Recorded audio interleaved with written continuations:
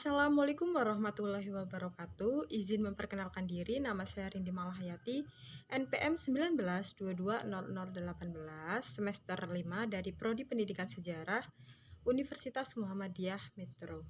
Baiklah, di video kali ini saya akan menjelaskan mengenai Kabinet Wilopo. Poin yang pertama yang akan saya jelaskan yaitu mengenai latar belakang terbentuknya Kabinet Wilopo. Nah, jadi setelah dibubarkannya RIS, Republik Indonesia Serikat, sejak tahun 1950, Republik Indonesia melaksanakan demokrasi parlementer yang liberal dengan mencontoh sistem parlementer barat. Dan masa ini disebut sebagai masa demokrasi liberal. Nah, di sini Indonesia dibagi menjadi 10 provinsi yang mempunyai otonomi dan berdasarkan Undang-Undang Dasar sementara tahun 1950. Nah, pemerintahan Republik Indonesia dijalankan oleh suatu Dewan Menteri atau Kabinet yang dipimpin oleh seorang Perdana Menteri dan bertanggung jawab kepada Parlemen atau DPR. Sistem politik pada masa demokrasi liberal telah mendorong untuk lahirnya partai-partai politik karena dalam sistem kepartaian menganut sistem multi-partai. Nah, konsekuensi logis dari pelaksanaan sistem partai yang dianut yaitu maka partai-partai inilah yang menjalankan pemerintahan melalui perimbangan kekuasaan dalam parlemen dalam tahun 1950 sampai 1959. Sistem politik pada masa demokrasi liberal telah mendorong untuk lahirnya partai-partai politik karena dalam sistem kepartaian menganut sistem multi-partai. Konsekuensi logis dari pelaksanaan sistem politik demokrasi liberal parlementer gaya barat dengan sistem multi partai yang dianut. Nah, maka partai-partai inilah yang menjalankan pemerintahan melalui perimbangan kekuasaan dalam parlemen dalam tahun 1950 sampai 1959. Nah, di sini PNI dan Masyumi merupakan partai yang terkuat dalam DPR. Dan dalam waktu 5 tahun, PNI dan Masyumi silih berganti memegang kekuasaan dalam 4 kabinet.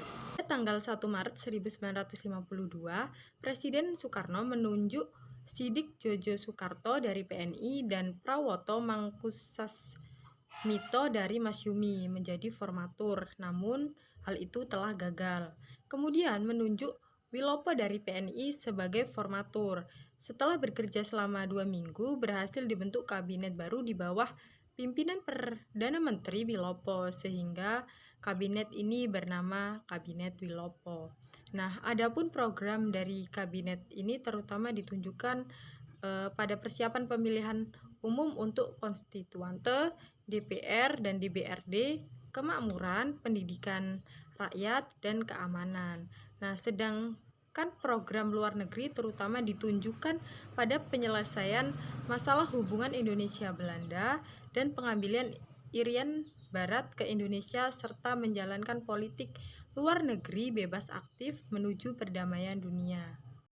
Poin yang kedua yaitu partai-partai pendukung Kabinet Wilopo. Nah, di sini partai pendukung Kabinet Wilopo ada 2 yaitu PNI, Partai Nasional Indonesia, dan Masyumi, Majelis Syuro Muslimin Indonesia. Nah, namun demikian keduanya sulit untuk bekerja sama, berorientasi nasional. Nah, PNI mencurigai motivasi keagamaan yang mungkin dimiliki oleh para pemimpin Masyumi, sementara Masyumi tidak menyukai PNI karena pendukung utama partai tersebut adalah kaum muslim Ambangan, terutama masyarakat Jawa. Nah, dalam Masyumi sendiri terdapat ketegangan antara faksi-faksi yang konservatif dan modernis. Selanjutnya, PNI semakin mencurigai motivasi-motivasi keagamaan dan beberapa pemimpin Masyumi dan mencari sekutu untuk membantunya menunda pemilihan umum. Nah, karena merasa takut bahwa Masyumi mungkin akan meraih kemenangan yang sangat besar. Di sini Masyumi itu terdiri atas kaum muslimin yang taat, termasuk sebagian besar kaum borjuis, pribumi, para kiai, dan ulama. Sedangkan basis utama Partai Nasional Indonesia atau PNI ialah di dalam birokrasi dan kalangan para pegawai kantor.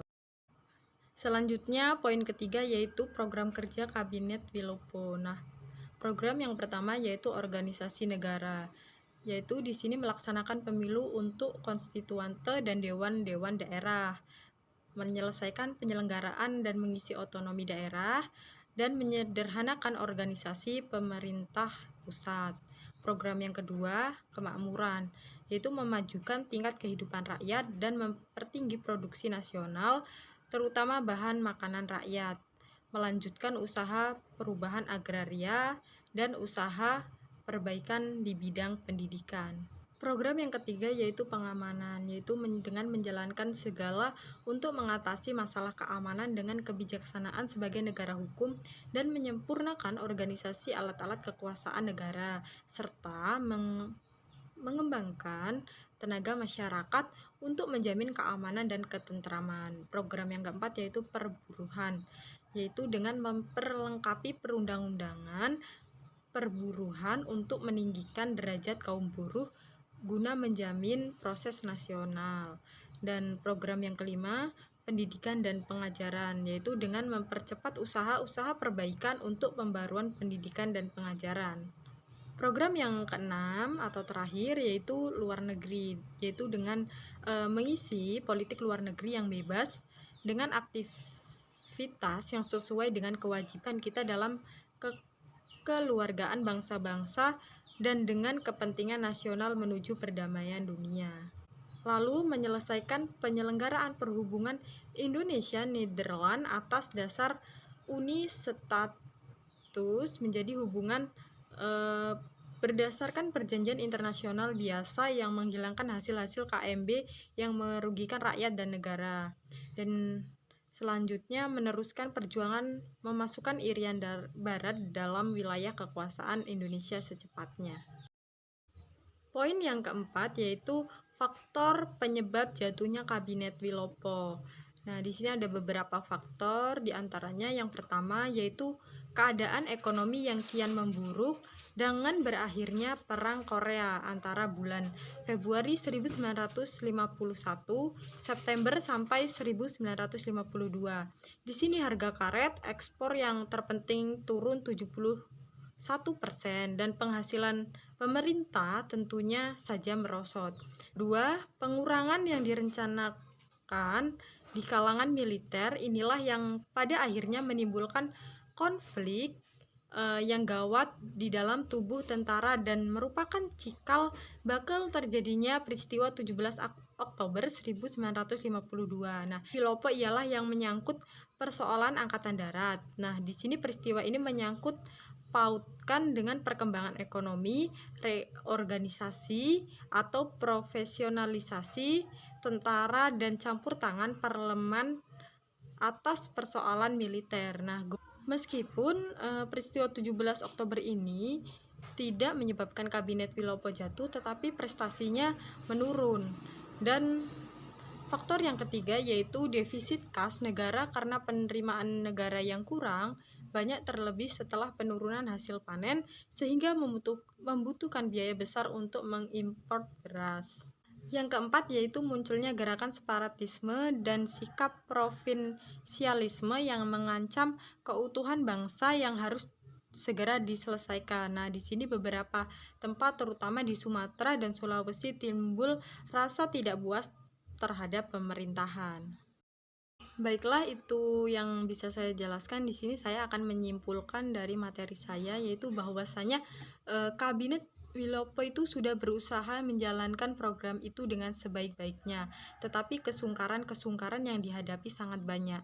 Dan di antara timbulnya provinsialisme dan bahkan menuju separatisme yang harus diselesaikan segera. Di beberapa tempat, terutama di Sumatera dan Sulawesi, timbul rasa yang tidak puas terhadap pemerintahan. Nah, alasan yang pertama yaitu adalah kekecewaan karena tidak seimbangnya alokasi keuangan yang diberikan pemerintah pusat kepada pemerintah daerah. Nah, daerah merasa bahwa sumbangan yang mereka berikan kepada pemerintah pusat hasil ekspor lebih besar daripada yang dikembalikan ke daerah. Nah, mereka juga menuntut diperluaskannya hak otonomi daerah. Itu saja yang bisa saya jelaskan, kurang lebihnya saya mohon maaf. Saya akhiri, wassalamualaikum warahmatullahi wabarakatuh.